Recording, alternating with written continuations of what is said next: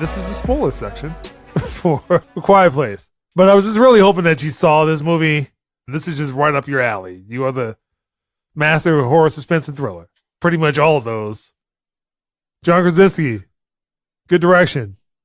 That good daughter, oh man, job. The daughter needs to go.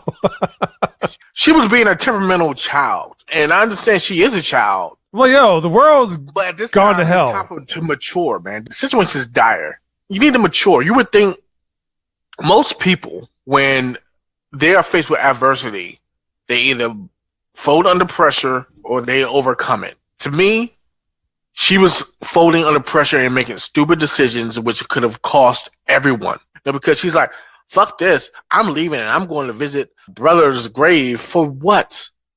For what? He said to stay your ass here and look after your mom. You know your mom's in her last couple of weeks. Why would you leave? Yeah. Yeah, I mean, that whole thing was just so silly. That your mom, who is pregnant, the world around you is not safe. Super not safe. You have caused someone to die that you loved. And the whole thing is that, well, my internal grief has caused me to start acting up. You gotta understand, this is dire straits out here. You do one thing wrong, it'd be just like your little brother gets scooped up. Right. I mean, there's no room for error. Yeah. No room for error. And she was making so many mistakes to the point it was just like, are you trying to kill them on purpose? What the fuck is wrong with you? I saw her in another version of this movie attracting the creatures just to get back at people. Right. Or just that demented to get back at somebody. And the thing is, I still don't understand, and maybe it's a teenage thing, her thinking that daddy don't love me. Because I didn't see not one point in time in this fucking movie that her father showed that he didn't love her. Not once. The thing is, she internalized everything. She internalized the situation with her younger brother that, to me, she was a dumbass, for one. She could have gave the boy the toy, which is fine, but throw the goddamn batteries away, man. That is the first scene in the movie. He was like, look, too much noise. Let's move. And she's like, oh, let's go back. Next thing I was like, woo, woo, woo. Throw the batteries away. All you had to do was throw the batteries away. He could have a toy, throw the batteries away. The boy was probably about what? Maybe what? I think he had to be like 4 to 5. 4 or 5 years old. So the kid doesn't know no better. You can't blame the kid on that. You blame her. She's the oldest. He didn't blame her. He never came off from what we saw as like, this is all your fault. He's dead because of you. Every person in that family felt the pain of losing their brother or son. How did she feel that everybody blamed her or he blamed her? She's internalizing it because she knew that she fucked up. Did you feel that way? That he felt that she was at fault? No, because I want to say that when the son and his father had went on that fishing trip to go get food for the family, he had explained to him she feels this way because she doesn't think that you love her. And it's like, okay, I understand. Other than the fact that when they went on that fishing trip, the son and the father, the only time that he really had said no to her, any demanding no, was just because of that. It was a no that was a good reason for her no. Stay there with your mom. She's fucking pregnant. What the fuck? If he didn't give a fuck about you, why would he even try to fix your hearing aid? Why? If I didn't give a fuck about you, fuck your hearing aid, bitch. Was trying everything and she was just being an asshole. Stop it. It won't work. It won't work. And he was like, well, we're going to keep trying till it does. That to me doesn't show that he doesn't give a shit. That shows that he loves her. So, I mean, again, the whole setup for that is just so she has the moment where everything clicks. I understand that my hearing aid causes these monsters to go crazy. Let's amplify that because my dad was working on this stuff that told me not to go in the room. And that was the whole thing. I just don't think that arc for her was intelligent enough because, again, all that doesn't happen until maybe about 15 minutes to the end of the movie where she realizes that, all right, my hearing aid causes the monsters to go crazy. It causes them pain. Oh, shit. She was a weak link of this movie. Everyone else progressed.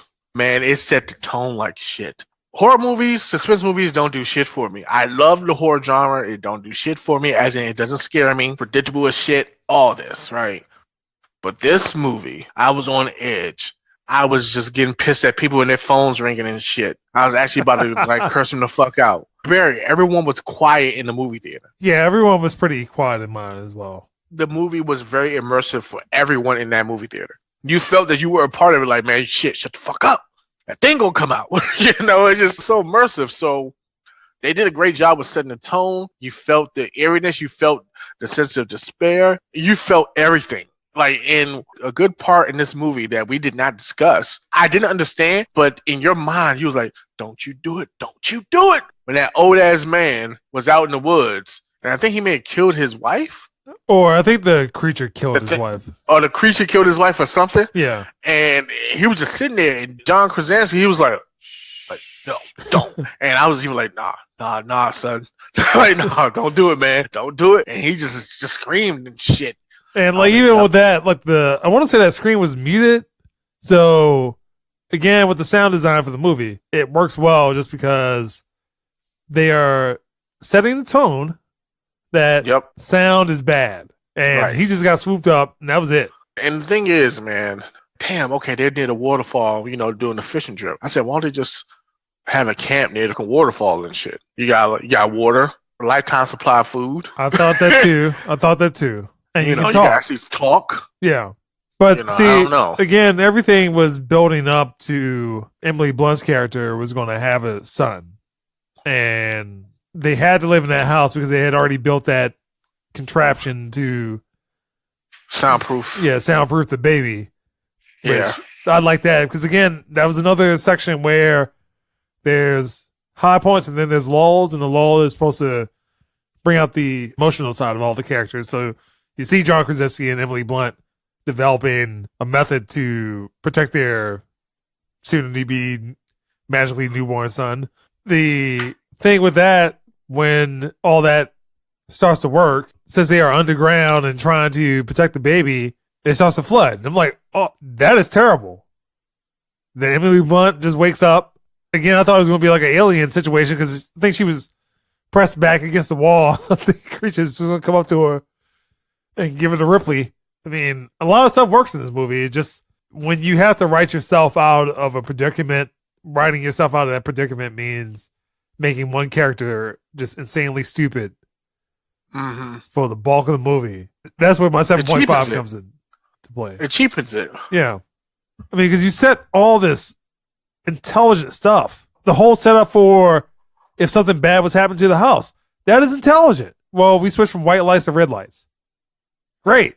Right, that was genius. I was like, oh, man, that's tight. And same thing with trying to soundproof the baby, that they created breathing apparatus, face mask, breathing mask.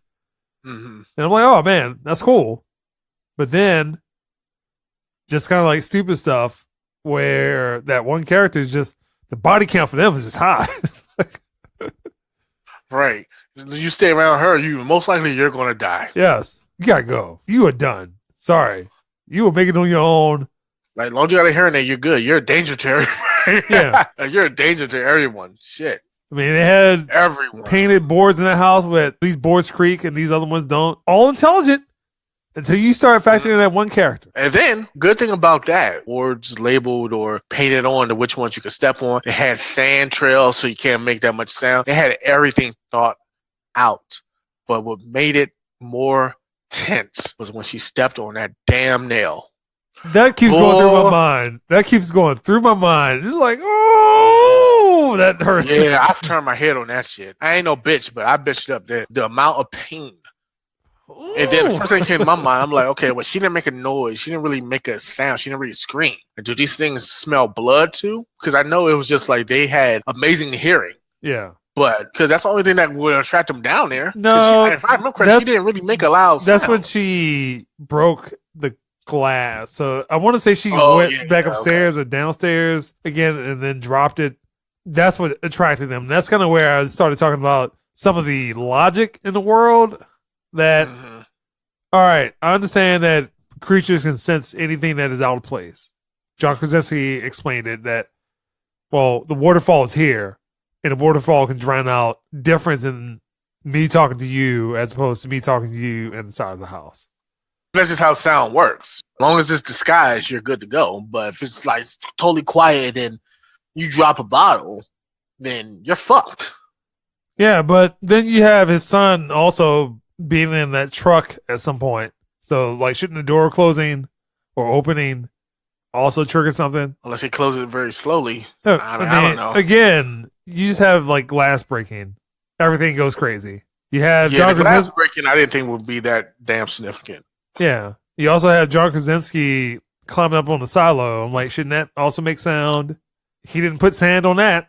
Right. I'm like, I understand the children falling in the grain silo. Yes, that should trigger something. That is super loud. But then you have glass breaking. And then all of a sudden, everything's bad. Those creatures should have been electrocuted when the basement started flooding. Or somebody should have been electrocuted. Well, yeah. Yeah, because he had a whole bunch of outlets down there because he had all those damn surveillance monitors and shit. Yeah. But the last part of the movie kind of turns into a monster movie, or it really turns into aliens. I mean, again, I like the movie a lot. It establishes everything well, just because of that daughter. Oh, yeah. So I'm so angry about that.